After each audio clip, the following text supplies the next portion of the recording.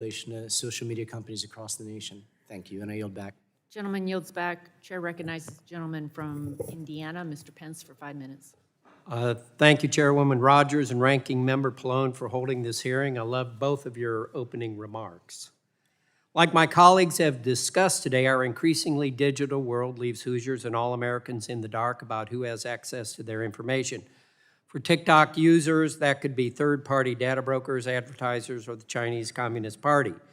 TikTok aggressively feeds addictive content to users to glean massive amounts of personal data that's worth a fortune.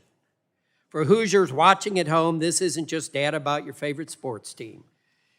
You know, if there really are 150 million users in the U.S., this suggests to me that the CCP has a finger on the pulse of almost half our nation's population. I find that hard to believe. But this week, I decided I would ask my constituents in southern Indiana to share their stories with me. Went out Monday night, and we got 800 responses in less than 12 hours, okay? Let me share a couple of those with you. One of my constituents shared, I quote, "I'm a mental health counselor. Most of my teenage clients are on TikTok. They spend hours online being negatively influenced by others.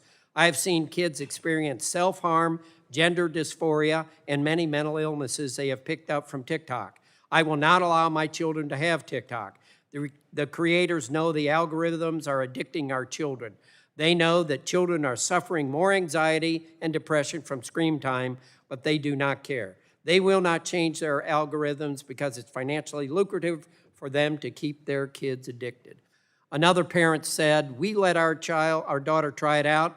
The feed was continuously suggesting sexually explicit, stupid, and vulgar videos. We discontinued it within a week." And there's been many more. Like I said, 800, okay? In your testimony, Mr. Chu, you walked through a number of supposed actions taken by your company to create a safe environment and empower parents to oversee content shown to their children. But virtually everything we've heard reflects the opposite, and some of your answers are a little confusing. You know, all of those sitting here and maybe watching on C-SPAN, this is the 32nd hearing we have held about privacy and big tech. Each hearing I've been part of, we've heard the same stories about our constituents' experience and the same promises for big tech to do better. The truth of the matter is this disgusting and dangerous content littered across your platform is not justifiable, and it's uncontrollable.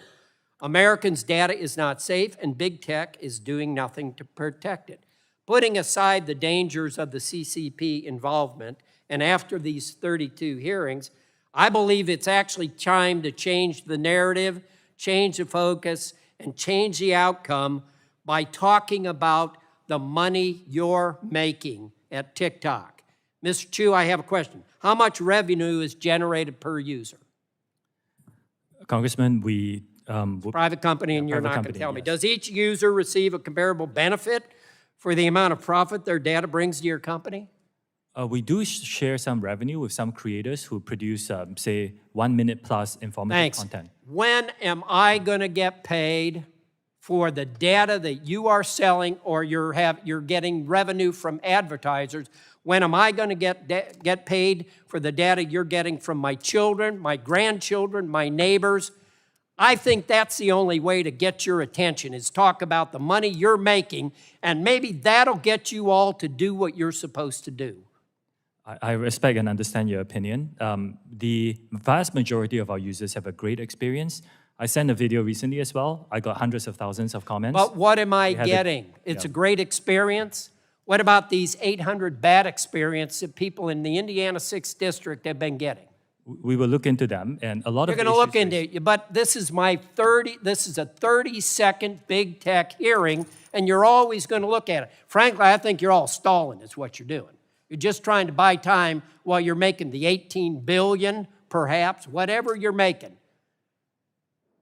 The majority of our users have a great experience on our platform. It is our duty to keep it safe. agree with you. That's why our commitment is to make sure that safety I think is a priority for us. I think it's your duty to pay attention to what you're doing, and maybe you paying people for the information that you're getting from her is a way to get that done. Thank you. Yield back. Gentleman yields back. Chair recognizes